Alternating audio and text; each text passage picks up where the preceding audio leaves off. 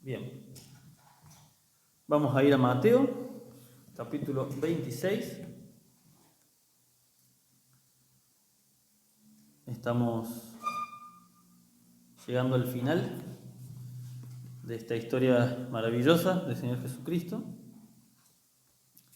Mateo capítulo 26 y concluimos la semana pasada en el versículo 29 acerca de la institución de la Cena del Señor.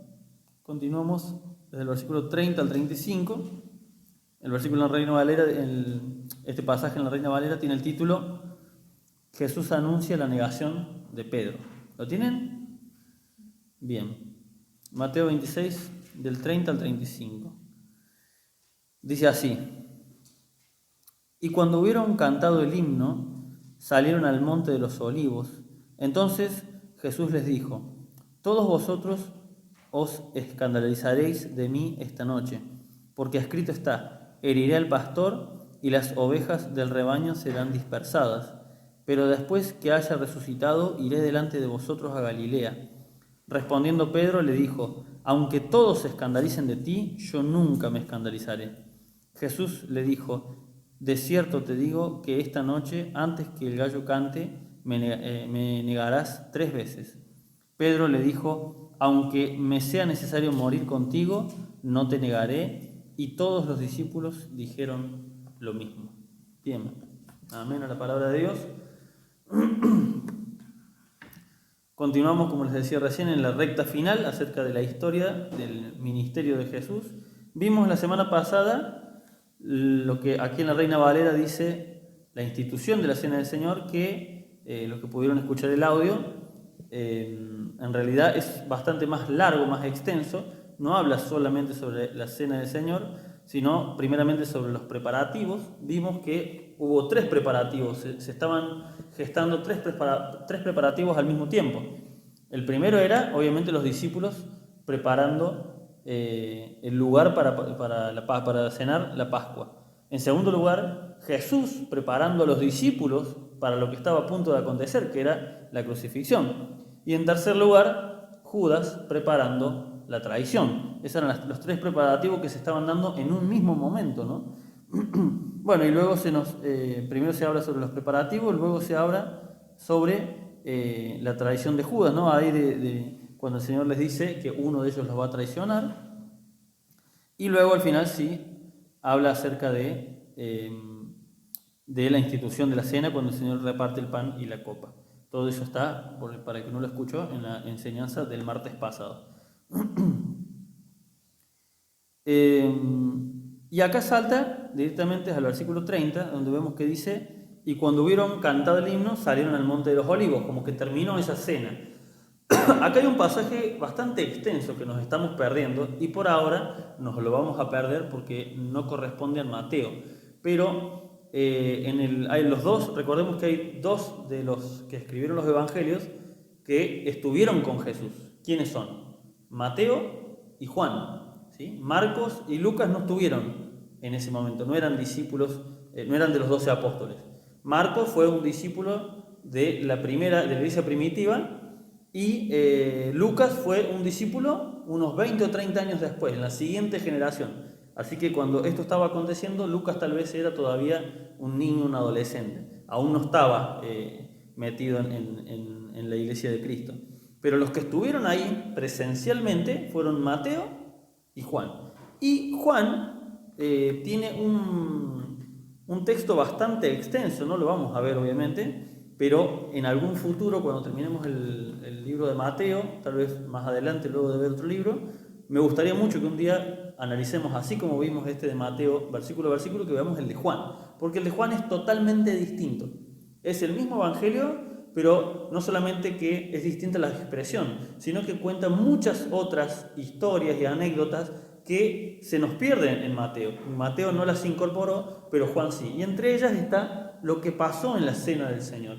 Y hay algo muy importante. Acá vimos la semana pasada, desde el versículo 17 hasta el 29, la institución de la cena del Señor, y solamente se nos menciona eso, ¿no? De los preparativos, de que Jesús les dijo que uno los iba a traicionar, y del partimiento del pan y de la copa. Pero en Juan hace en este lapso entre que comieron y que salieron, desde el versículo, perdón, en Juan capítulo 14 hasta el capítulo 17, o sea, son 4 capítulos enteros, vemos todo lo que el Señor Jesús les dijo en esa cena, que fue bastante extensa. Desde ahí mismo podemos sacar varios versículos muy, muy conocidos, como que en el mundo tendremos aflicciones, pero que confiemos que Él venció al mundo. Eso y muchos otros pasajes muy conocidos, sería muy hermoso poder analizarlos, pero por cuestión de tiempo no hay forma de hacerlo ahora antes de terminar Mateo. En un futuro estaría muy bueno hacerlo. ¿Por qué les digo? Para que lo que están anotando, si quieren, sería muy bueno que se tomen el tiempo en casa para ver lo que pasó en esta cena. Recuerden, Juan capítulo 14, 15, 16 y 17. Ahora continuamos con el versículo 30 de acá de Mateo 26. El primer versículo de esta enseñanza dice: y cuando hubieron cantado el himno, salieron al monte de los olivos. Fíjense que Mateo y Marcos dicen exactamente lo mismo. Uno lee acá en Mateo 26, 30 al 35, y en Marcos capítulo 14 del 26 al 31 cuenta exactamente la misma historia, seguramente porque Marcos lo tomó precisamente del Evangelio de Mateo. Dicen lo mismo, pero ninguno de los dos, ni Mateo ni Marcos, aclara de qué himno se trata. Fíjense que dice: y cuando hubieron cantado el himno, lo da por sentado de que nosotros sabemos cuál es el himno que cantaron. Bueno, obviamente esto está escrito así porque estaba expresado para los judíos de aquel tiempo. Ellos sabían que después de la cena de la Pascua cantaban un himno. ¿Cuál es ese himno? No se sabe. No queda asentado en ningún lado. Al ser el tiempo de la Pascua, los conocedores de la cultura judía consideran que pudieron ser los salmos o el 115, o el 118, o el 136, para los que están anotando. O el salmo 115, 118 o 136. Es muy probable que uno de esos 3 salmos haya sido el que cantaron. Pero, al no quedar claro, ni en Marco ni en Mateo, y no se vuelve a mencionar, ¿saben qué significa esto? Que no es importante para lo que está contando, ¿sí? No tenemos que volvernos locos en detalles. Si hay una enseñanza muy importante, como les decía al principio, ¿para qué sirve este estudio versículo a versículo? Para entender qué cosas son importantes y qué cosas no son importantes. ¿Cuáles son las cosas importantes? Las cosas que el Señor nos las deja claras, ¿sí? Las cosas que el Señor nos insta a verlas. Ahora, los detalles, cómo era la canción, cómo era la ropa, cómo era el color, esos detalles no son interesantes. Hay mucha gente que se pierde en esos detalles y muchas veces hasta se inventan muchas doctrinas, muchas enseñanzas en base a una suposición de cómo era la cultura. No es importante para un cristiano. Para el cristiano lo importante es lo que está escrito explícitamente para nosotros o implícitamente. Pero esos detalles que se pierden simplemente no nos sirve de nada perdernos en cuál habrá sido el salmo exactamente. Seguimos entonces el versículo 31. Dice: entonces Jesús les dijo: todos vosotros os escandalizaréis de mí esta noche, porque escrito está: heriré al pastor y las ovejas del rebaño serán dispersadas. Acá el Señor está haciendo una referencia algunos lo deben tener ahí en el celular o anotadito en una Biblia de estudio, está haciendo referencia a Zacarías capítulo 13, versículo 7. Yo se los leo rápidamente. En Zacarías 13:7 está esta profecía que dice: levántate, oh espada, contra el pastor y contra el hombre compañero mío, dice Jehová de los ejércitos. Hiere al pastor y serán dispersadas las ovejas, y le haré volver mi mano contra los pequeñitos. Esa profecía, un poco a lo mejor oscura en aquel tiempo, que no se entendía de qué se hablaba, acá el Señor Jesús está diciendo: ese versículo, ese pasaje de Zacarías se refiere a mí, a lo que está a punto de pasar. Dice: hiere al pastor, ¿no? Exactamente lo que les va a pasar, y vamos a ver en las siguientes enseñanzas, ¿no? En cuanto lo apresan al Señor Jesús, todos están con Él, pero en cuanto lo apresan, ¿qué pasa? Todos huyen, no queda ni uno solo de ellos. Y acá dice el Señor Jesús, les dice que se van a escandalizar de Él. ¿Qué significa esto? La palabra exactamente, escandalizarse, es la palabra escandalizo, con S y con K, así como suena, y con Z al final. Escandalizo. Por eso se tradujo precisamente como escandalizar. Pero es una palabra complicada de traducir. No quiere decir necesariamente, nosotros decimos un escándalo, ¿qué es? Y ruido, y gente gritando, ¿no? Eso es un escándalo. Pero no. O a lo mejor gente horrorizada por algo que está pasando. Pero es bastante más profundo que eso. Fíjense el significado de la palabra escandalizo. Se podría traducir todas las frases que dijo el Señor como entrampar. La palabra significa entrampar, poner una trampa, ¿no? Significa también, se puede traducir la frase como hacer tropezar, ¿sí? Se puede traducir como incitar a pecar o incitar a la apostasía o incitar al desagrado. Eso quiere decir escandalizar. Y la palabra escandalizo exactamente significa, bueno, escandalizar, hacer caer, ofender, poner tropiezo o tropezar.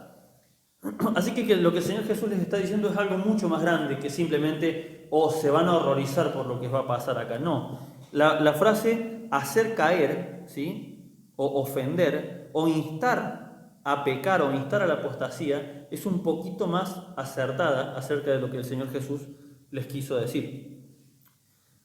Y es difícil de traducir porque todas estas palabras podrían quedar perfectamente, porque lo que el Señor Jesús les está diciendo es, no solo ustedes van a pecar, sino que van a incitar a pecar a otros. Fíjense, les voy a leer, la Nueva Traducción Viviente dice así, esta noche todos ustedes me abandonarán, ¿sí? Esta es una traducción un poco, podríamos decir, débil, ¿sí? No es que esté mal lo que dice porque lo abandonaron, pero no es lo que el Señor Jesús está diciendo. Ahora fíjense, la palabra de Dios para todos me parece que es mucho más acertada. Dice, todos ustedes perderán la fe en mí debido a lo que me sucederá esta noche. Ahí tenemos una traducción bastante más acertada. Todos ustedes van a perder la fe en mí. ¿Qué significaba escandalizo? Instar a la apostasía, instar al desagrado. Todos ustedes, les está diciendo el Señor, lo que va a pasar les va a causar tal escándalo, podríamos decir, traduciéndolo, parafraseándolo, que van a huir despavoridos, ¿sí? Van a huir aterrados, y no solamente eso, sino que se van a instar a pecar unos a otros. ¿Por qué? Porque todos huyeron. Cuando vieron que uno corrió, todos corrieron. Y no solamente eso, sino que, ¿saben a quién estaban instando a pecar? Al mismo Señor Jesús. Obviamente no lo hicieron pecar.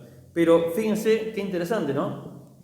Cuando uno ve el pecado del otro, o cuando ven el pecado de uno, es muy común que se inste a pecar. El Salmo 73, no lo vamos a ver ahora, no lo vamos a leer, pero lo pueden anotar, es un salmo que es escrito por Asaf, ¿no? ¿Y qué dice Asaf en el Salmo 73? Dice, casi se deslizaron mis pies al ver a los soberbios, dice. Claro, él veía, dice, yo veía, Asaf, que el malo, el perverso, hace cosas malas y aún así prospera. Y le va bien. Y envejece con sus nietos y sonríe y parece que no pasa nada. Dice, entonces, dice Asaf, yo mismo me sentí tentado a decir, ¿para qué sirvo a Dios? Si al final el otro hace las cosas mal y le va bien, ¿no? Y dice al final Asaf, hasta que entrando en la casa de Dios, por fin entendí el final de ellos. Claro, ellos podrían jactarse de toda su riqueza, de todo lo bien que les va y no les pasa nada en vida, pero Asaf dice, el problema va a ser después de la vida. Ahora en la vida les va a ir espectacular, pero el problema va a ser después de la vida. Pero fíjense cómo el rey Asaf, no el rey Asaf, sino Asaf, no sé si sería un salmista, un músico, exactamente qué sería, él ve el pecado de los otros y lo insta a él a decir, al final estoy sirviendo a Dios al vicio. Al final me estoy limpiando mis manos, mi corazón, estoy orando, estoy leyendo la palabra. ¿Para qué? Si el que hace las cosas, el otro que hace las cosas mal, le va bien. Cuando uno peca, aunque no nos demos cuenta, no solamente estamos nosotros pecando, estamos instando al de al lado a pecar. Cuando yo no tengo ganas de venir a la iglesia, ¿a quién es la primera persona a la que estoy haciendo darle ganas de no venir a la iglesia? Exactamente, a mi esposa. A la esposa en el caso de las mujeres. Cuando yo que estoy aquí predicando, acá adelante todo, el pastor, los otros hermanos, ¿qué pasaría si mañana se descubre que tiene un amante? Sería terrible para la congregación. literalmente podría hacerle perder la fe a la congregación. Cuando se descubre, hay iglesias que estaban llenas de gente, llenas de miembros, con mucha alegría, con mucho gozo, y un día se descubrió un pecado grande en los pastores. ¿Y qué pasó con la iglesia el domingo pasado? No va nadie. ¿Por qué? Porque el ver el pecado causa escándalo, causa de tropiezo para los demás. Y fíjense cómo, y este es el caso de lo que le pasa al Señor Jesucristo, ¿no? Él está diciendo, ustedes se van a escandalizar de mí. O sea, no solamente se van a causar el caer unos a otros, sino que no le hicieron pecar al Señor, pero le van a hacer ocasión de tropiezo a Él. Le van a hacer una tentación más. Las mayores tentaciones el Señor Jesús las vivió a partir de este momento, cuando es arrestado, en adelante, ahí vivió las mayores tentaciones. ¿Por qué? Porque Él vivió una vida de santidad, un ministerio perfecto, hizo todo bien delante de los ojos de Dios y aún así sus discípulos lo abandonan. ¿Saben lo doloroso que es? ¿Saben lo doloroso que es cuando estás predicando domingo tras domingo, martes o miércoles, estar predicando la palabra de Dios, estar enseñando acerca de la sana doctrina y que luego un miembro de la congregación decide irse a una iglesia de esas de las cuales se les advirtió de que son de falsa doctrina? ¿Por qué? Porque a lo mejor quiere púlpito, porque a lo mejor quiere un escenario donde se pueda cantar, porque le gusta escuchar música fuerte. ¿Saben lo doloroso? ¿Saben cómo te hace temblar al pastor, a los que están liderando? Te hace pensar, al final tanto que se predicó, tanto que se enseñó, ¿para qué? ¿Para qué? ¿No? Es lo primero que uno piensa humanamente. El Señor les está diciendo eso. La actitud de ellos de huir, a Él mismo lo iba a hacer temblar, a Él mismo lo iba a afectar, le iba a hacer daño. Nunca como para llegar a pecar, porque no pecó, porque Él no abandonó la cruz, Él siguió adelante. Pero sin embargo, afecta igual. Cuando nos tenemos que tener en cuenta eso, no solamente pecamos contra Dios, sino que pecamos contra el hermano. Cuando el hermano ve nuestra debilidad, ve nuestro pecado, empieza a sentir, y mira, al final no le pasó nada. Al final, tanto escándalo para nada. Al final se salió con la suya, creemos, ¿no? Eso es lo que el Señor le está diciendo con la palabra escandalizo. O sea, ustedes van a pecar contra mí, van a pecar unos contra otros y me van a hacer tentación. ¿Sí? Versículo 32. Perdón. Fíjense las palabras del Señor Jesús. Después de decirle esto, de que le van a hacer tentación, dice, pero después que haya resucitado, iré delante de vosotros a Galilea. ¡Wow! Lo verdaderamente maravilloso aquí es la gran misericordia del Señor Jesús. Porque a pesar de que sabe que lo van a negar, a pesar de que sabe que lo van a abandonar, todos lo abandonaron, Todos, no solamente Pedro, siempre nos queda Pedro nomás. Todos se fueron y lo dejaron solo. Después Juan volvió más tarde, pero todos huyeron en un principio. A pesar de que el Señor sabe que van a pecar, no los condena. No les dice, ustedes son unos desertores, ustedes son una porquería, es decir, todo lo que les enseñé y no aprendieron nada. No les reclama nada. El Señor Jesús, sabiendo que van a pecar contra Él, fíjense lo que les dice, pero cuando yo resucite, voy a ir delante de ustedes. Fíjense, vamos a ir a Lucas. Acá hay algo que es realmente maravilloso. Lucas capítulo 22, donde está exactamente esta misma historia. Recordemos que Lucas es una generación más adelante, así que él recogió los testimonios de todos, no solamente de Mateo y de Juan, sino que escuchó los de todos los discípulos. Por lo tanto, el de Lucas es uno de los más completos. Fíjense, Lucas 22, versículo 31 al 32 dice, dijo el Señor, Simón, acá le estaba hablando a Pedro, ¿no? Simón, he aquí Satanás os ha pedido para zarandearos como a trigo. Fíjense, esta tentación que ellos sufrieron no fue una cosa fortuita, no fue una cosa que todos estaban en pecado, por eso cayeron. No, acá hubo algo parecido a lo que pasó con Job. ¿Se acuerdan que Satanás tuvo que ir delante de Dios para pedir la vida de Job? ¿Se acuerdan? Que le dijo, dice, mira todo lo que tiene, pero sacale todo lo que tiene y vas a ver cómo te maldice. Y después le dice, bueno, pero tocale su cuerpo, dale una enfermedad y vas a ver cómo te maldice. Siempre Satanás tiene que ir delante de Dios para pedirle permiso para poder tocar nuestras vidas. ¿Saben de qué nos habla esto? De que Dios tiene el absoluto control de la situación. A veces creemos que se nos va a desbaratar todo, a veces creemos que el enemigo ganó. No, muchas veces es Dios mismo el que permite estas cosas, a veces para probarnos, a veces para pulirnos, y ¿saben qué? A veces para bajarnos los humos. Porque a veces estamos muy arriba, nos creemos como Pedro, muy arriba, de que nunca vamos a abandonar, y muchas veces Dios usa estas situaciones y permite nuestra caída para bajarnos un poco el copete, ¿no? Eso es lo verdaderamente maravilloso. Y fíjense, le dice ahí en Lucas 22:31, dijo también el Señor: Simón, Simón, he aquí Satanás os ha pedido para zarandearos como a trigo, pero yo he rogado por ti, le dice. ¿Por qué por Pedro? Y porque sabía que Pedro era precisamente el que lo iba a negar y el que peor se iba a poner. Dice: pero yo he rogado por ti, que tu fe no falte.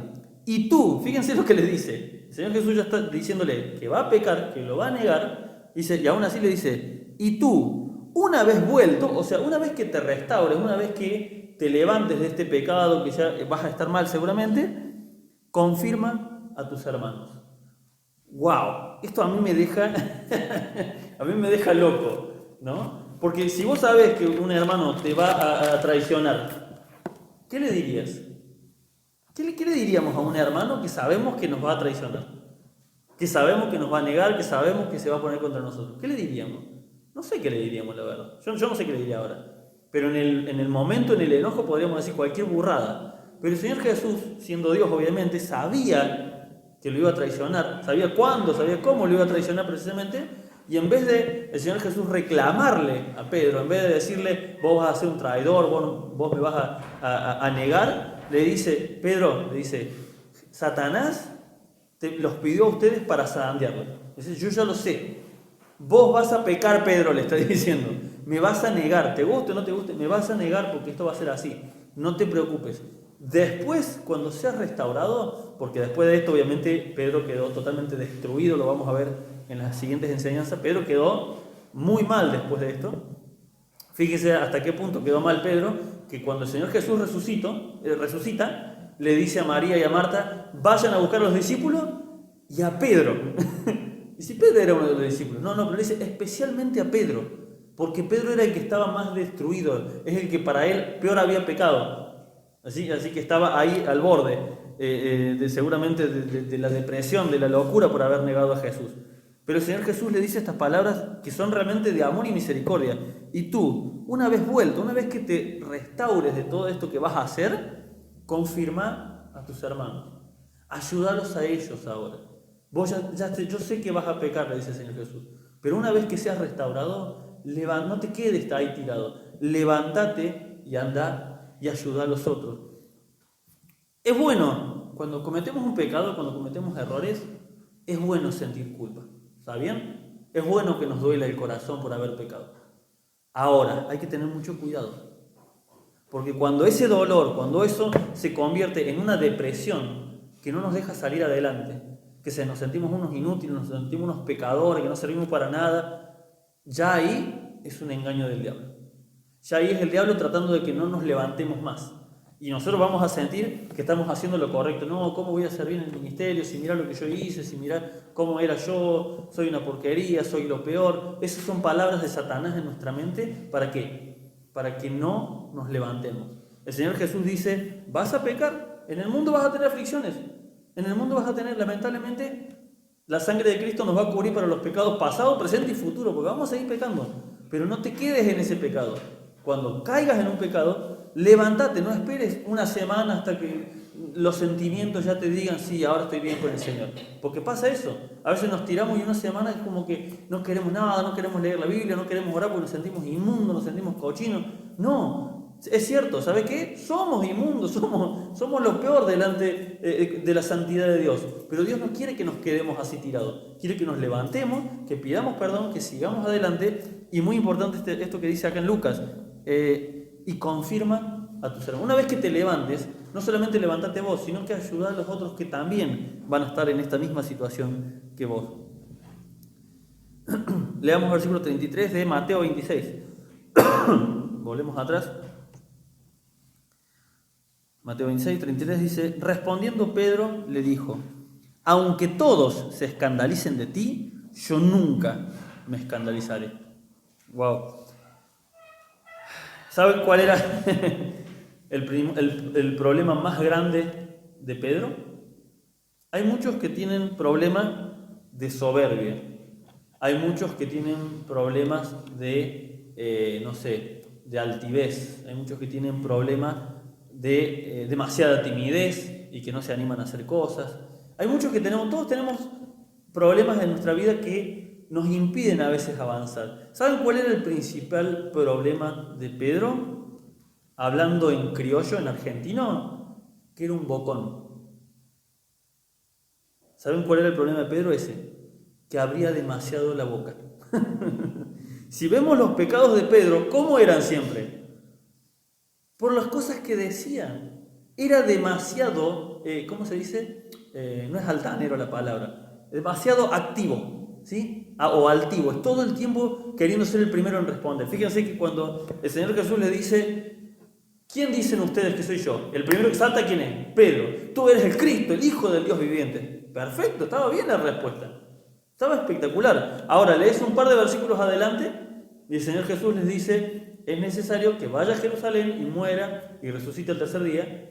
Y Pedro, ¿qué le dice? En ninguna manera te acontezca eso. No, tené misericordia. Y dice la palabra de Dios que lo reprendía a Jesús, Pedro. ¿Cuál era su problema? Era muy bocón. Y acá el Señor Jesús le estaba diciendo, Pedro, me vas a negar. No, en ninguna manera te voy a negar. Y no solamente acá, el Señor Jesús ahora le dice, me vas a negar 3 veces antes que cante gallo, y al final Pedro le vuelve a decir, de ninguna manera, eso no va a pasar. En lugar de escuchar al Señor, que habría sido lo más importante. Desgraciadamente, Pedro siempre tenía algo para decir. Ahora, Pedro tal vez no tenía el Nuevo Testamento, el canon bíblico completo, pero tenía el Antiguo Testamento. Hay un pasaje en el Antiguo Testamento que vamos a ir a Proverbios. Proverbios capítulo 17. Y hay un pasaje que yo desde la primera vez que lo leí, la verdad que me impactó, no solamente por lo cierto que es, sino por lo sabio que es este pasaje. Si hay un libro que yo recomiendo, que si bien todos tenemos que leer la historia de Jesús, Mateo, Lucas, los evangelios, las cartas de Pablo, son importantes para la vida de la iglesia. Ahora, si uno quiere crecimiento personal para leer en casa a solas, lean Proverbios. Es un libro de sabiduría para la vida diaria tremendo. Y en Proverbios capítulo 17, versículo 28, fíjense lo que dice. Dice así, aún el necio, ¿qué significa el necio? El tonto, el que no entiende, ¿sí? El que viendo las cosas enfrente no las quiere creer. Aún el necio, el más bruto querría decir, aún el necio cuando calla es contado por sabio. Wow. Aún el más bruto, se los traduzco a mi versión, aún el más bruto de nosotros, solamente con cerrar la boca, ya queda como una persona sabia. Ya está teniendo una actitud sabia. Solamente aprendiendo a callarnos. ¡Wow! Y continúa, el que cierra sus labios es entendido. ¿Ven por qué les decía esta expresión muy argentina? Es un bocón. Tengamos cuidado como hijos de Dios, porque muchas veces queremos ser los primeros en responder y eso también nos puede dar problemas. Siempre queremos ser los primeros en dar un consejo, los primeros en abrir, los primeros en saber cuál es la respuesta correcta. Mucho cuidado, dice Proverbios 17:28. Aún el necio, cuando calla, queda como un sabio, queda como una persona entendida. Aún el más burro queda como una persona sabia solamente si aprende a callarse la boca cuando se tiene que callar. Y algo parecido tenemos ya en el Nuevo Testamento, en 1 de Corintios. 1 de Corintios, capítulo 10, versículo 12. Fíjense lo que dice este versículo muy conocido. Dice, el que piensa estar firme, mire que no caiga. O sea, el que cree que ya está firme, que no hay nada que lo tire, que está muy bien con el Señor, ojo, presta atención porque eso quiere decir eso. Presta atención porque estás a punto de caer. Cuando nos creemos que estamos bien con Dios, sonamos. Estamos en la peor zona. Estamos en el peor momento. Cuando creemos que estamos firmes con el Señor. Eso es exactamente, volviendo a Mateo 26, eso es exactamente lo que Pedro está mostrando acá. Respondiendo Pedro le dijo, aunque todos se escandalicen de ti, yo nunca me escandalizaré. Hay una frase, un dicho popular, ¿no? Que dice, nunca digas nunca. Porque no sabes qué puede pasar. ¿Sí? Uno dice, no, yo nunca podría hacer una cosa así. Vos no sabés qué situación vas a vivir mañana. Yo no sé qué situación voy a vivir mañana. Yo no sé qué tentación voy a tener mañana. Por eso dice el dicho popular, nunca digas nunca. Bueno, algo parecido acá en Corintios, ¿no? Si crees que estás firme, ojo. Cuando ya crees que estás asegurado, te puede pasar como a Pedro. La seguridad desmedida no es fe en Dios. Muchas veces es fe en uno mismo. La fe en Dios es el entendimiento de que a pesar de que las cosas no salgan como yo quiero, todo va a estar en control de Dios. Eso es la fe en Dios. Ahora, la seguridad desmedida en uno mismo en que uno va a creer, en que uno va a salir bien parado, eso no es fe en Dios. Eso es seguridad en mí mismo. Eso es, ¿cómo se dice? Esto que le llaman de la energía positiva, ¿no? No me acuerdo, tiene un nombre, no me sale en este momento. Eso es algo de psicología, de creer que todo lo que yo afirmo va a ser así. Eso no es cierto. No es fe en Dios, que yo lo declaro y así se hace. No. La fe en Dios es confiar en que todo va a salir como Dios quiera, a pesar de mí. Exactamente, optimismo, exactamente. Ese optimismo desmedido no es fe. Versículo 34. Continuamos así, terminamos. Mateo 26, 34 dice: Jesús le dijo, de cierto te digo que esta noche, antes que cante el gallo, me negarás 3 veces. Versículo 35. Pedro le dijo, aunque me sea necesario morir contigo, no te negaré. Y todos los discípulos dijeron lo mismo. ¿Cuántas veces Pedro le dio la contra a Jesús acá? 3 veces le dio la contra. 3 veces. En tan pocos versículos, ya 3 veces Jesús le dio la contra a Jesús. Jesús le dijo, ustedes se van a escandalizar de mí. Pedro dijo, eso no va a pasar. Pedro, esta noche me vas a negar 3 veces. No va a pasar. Y acá al final todos juntos, eso no va a pasar. ¿Sí? 3 veces Pedro afirmando su seguridad. Aunque todos se escandalicen de ti, dice, yo no lo voy a hacer. Y acá nuevamente le vuelvo a decir, aunque me sea necesario morir contigo, no te negaré. Y todos los discípulos dijeron lo mismo. Nuevamente vemos a Pedro diciéndole a Jesús que se equivoca. ¿No les ha pasado de decirle a Dios que se equivoca? ¿No se reconocen a sí mismos? Yo veo a Pedro y me reconozco a mí mismo. No pienso, ¡ay, qué pecador ese Pedro! No, yo me veo a mí mismo. Porque muchas veces nos creemos más sabios que Dios. Muchas veces estamos ante la prueba, ante la tentación, y nos creemos más sabios que Dios. Y creemos que Dios tendría que hacer las cosas de otra manera, ¿no? Nosotros, siendo pequeños nada en este mundo, nos creemos más sabios que el Dios omnipotente. Recordemos que el mismo Pedro le dijo, lo reconoció a Jesús como que, le dijo, tú eres el Cristo, el Hijo del Dios viviente. O sea, Pedro mismo sabía que Jesús era el Cristo, que era Dios mismo hecho hombre. Y si es Dios, ¿qué es? Omnisciente, omnipotente, omnipresente. O sea, que entiende la soberanía que tiene este Dios. Aún así, cada vez que puede, le da la contra, ¿no? Antes diciéndole que no vaya a la cruz y ahora diciéndole como 3 veces que él no lo va a negar, cuando el Señor le está diciendo, el que lo sabe todo, le está diciendo, me vas a negar. ¿Sí? Esto es un hecho, esto va a pasar así. Nosotros también reconocemos a Jesús como Dios, pero muchas veces no nos gusta someternos a su señorío, ¿no? Muchas veces Él dice las cosas de una forma y nosotros creemos que somos más sabios. Si Dios me hubiese hecho nacer en una familia, a lo mejor con una mejor posición económica, si yo no tuviera tantos problemas económicos, seguramente yo sería mejor, porque no, yo no me corrompería como creen otros, ¿no? Si Dios me hubiese dado a mí una mejor familia, si Dios me hubiese permitido, si Dios... Como si Dios se hubiese equivocado, como si Dios tuviera la capacidad de equivocarse. No, Dios nos salva a pesar, a pesar de lo que somos nosotros mismos. ¿Qué le di yo a Dios? ¿Qué le di yo a Dios para poder Exactamente. Bueno, continuamos, así terminamos. Siempre nos queda la parte de Pedro, ¿no? Ahora, hay algo que muchas veces perdemos de vista. Todos los apóstoles se escandalizaron de Jesús.